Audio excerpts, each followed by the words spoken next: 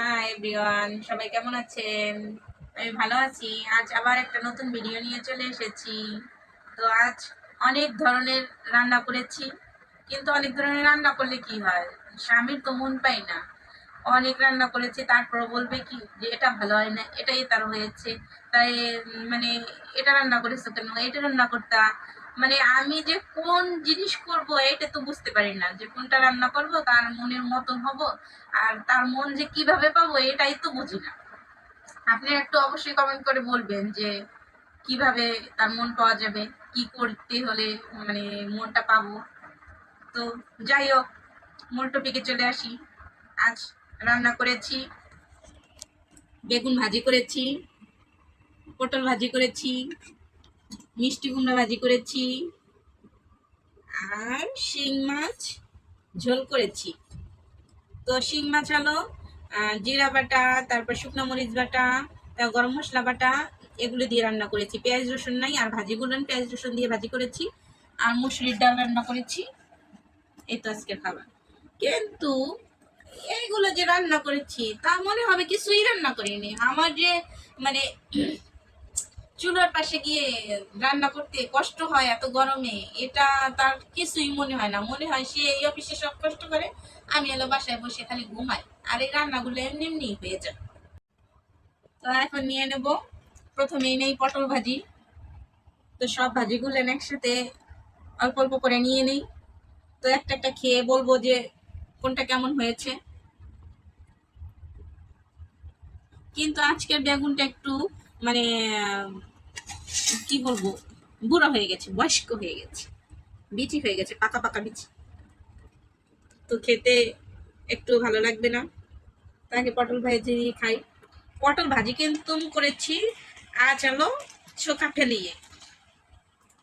তো চোখা ফেলিয়ে একদিন ভাজি করলাম, আর বেশিরভাগই আমি চোখা রেখেই ভাজি করি।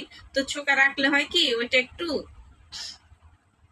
শক্ত শক্ত হয়, একটু খেতে ভালো লাগে। আর এটা একটু নরম নরম, যাদের দাঁত নেই তারা খাবে, আমারও তো একটা দাঁত নেই, এজন্য আমিও খাই, ভালো খাই।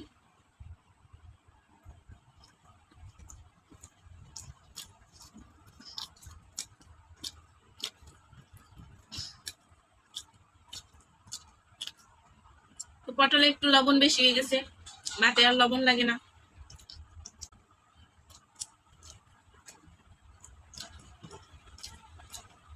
আর দেখুন বেগুনটা বুড়া বলছে কেন, দেখুন একদম মানে বিচি, পাকা পাকা বিচি। যখন রান্নার সময় ধুইছি তখন এই বেচিগুলা ফুলকে ফুলে পড়তেছে। এখন কিনে আনছি যেহেতু, টাকা দিয়ে ফেলিয়ে কি দেবো, সেজন্য ভাজি করে ফেললাম। অবশ্যই এই পাকা বেগুন আবার পাতলা ঝোল করলে মাছ দিয়ে মজা আছে। উপজাতিরা এরকম পাকা বেগুন খায়, ঝোল নাপি দিয়ে, অবশ্যই মজা পায়, এজন্যই খায়।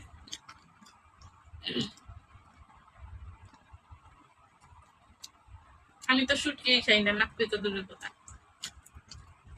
নাহলে রান্না করে আপনাদের সাথে রেসিপি শেয়ার করতাম।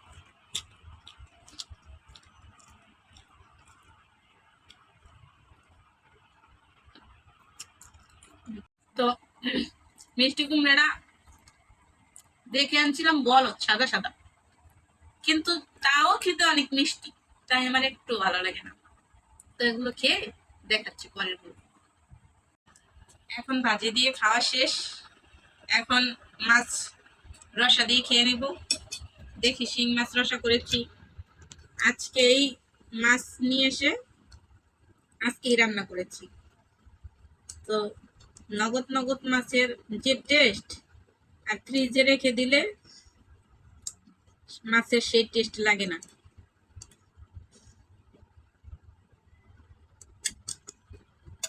তো মাছের আবার ডিম হয়েছে, তো ডিমও দিয়ে দিয়েছি। এই যে দেখেন, অনেক ডিম হয়েছে। তো মাছের ডিম হলে আমার মাছ খেতে, মাছের স্বাদ একটু কমে যায়, কিন্তু আমার মাছের ডিম খেতে অনেক মজা লাগে।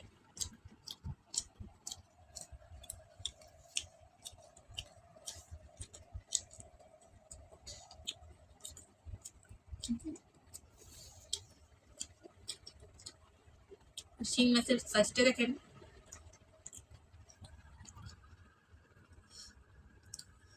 একটু রাতে গিয়েছিলাম বাজার করতে, তো একটু কম টাকায় শিং মাছ পেয়েছি, এজন্য শিং মাছ নিয়ে আসলাম। মাছগুলো মোটামুটি খারাপ ছিল না, ভালোই ছিল। এখন দেখি খেতে কেমন।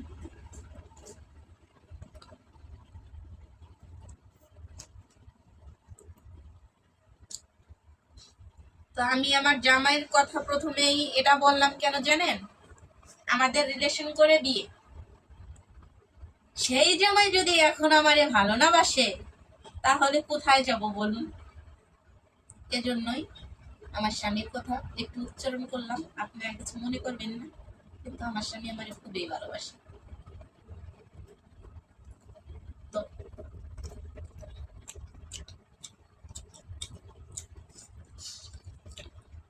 শিং মাছের ঝোল খেতে অনেক মজা হয়েছে।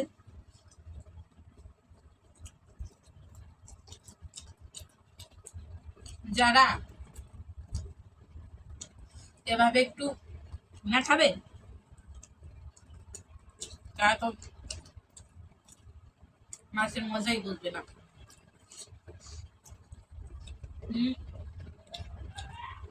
শুধু পেঁয়াজ রসুন দিয়ে ঢেকে তুলে তরকারি যে ভালো হবে এমন না।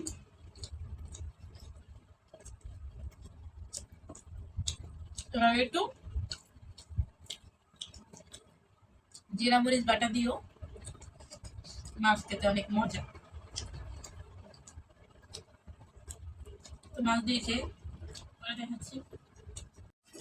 এখন শিং মাছের ভিতরে একটু ডাল নিয়ে নেব। মসুরির ডাল রান্না করেছি। মসুরির ডাল প্রতিদিনও যদি থাকে তাতেও আমার ওর ইচ্ছে নেই, আমি প্রতিদিন মসুরির ডাল খেতে পারি। আর যারা শিং মাছ শুধু ঘষা মাজার জন্য খেতে চান না, তাদের উদ্দেশ্য করে বলছি, যদি আপনারা সহজেই শিং মাছ ধবধবে সাদা করতে চান তাহলে আমার কাছে অবশ্যই বলবেন, আমি সেই টিপসটা দেখিয়ে দেবো। তো এখন এই ডালের ভিতরে আবার একটু মাছের গ্রেভিটা নিয়ে নেবো। এখন একটু মাছ দিয়ে এভাবে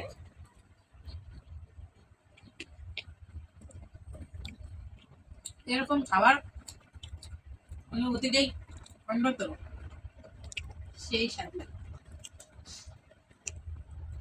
কিন্তু আপনারা মনে করবেন ভিডিও করার জন্য এরকম ভালো ভালো বলছি, কিন্তু আপনারাও জানেন এভাবে খেতে অনেক মজা লাগে।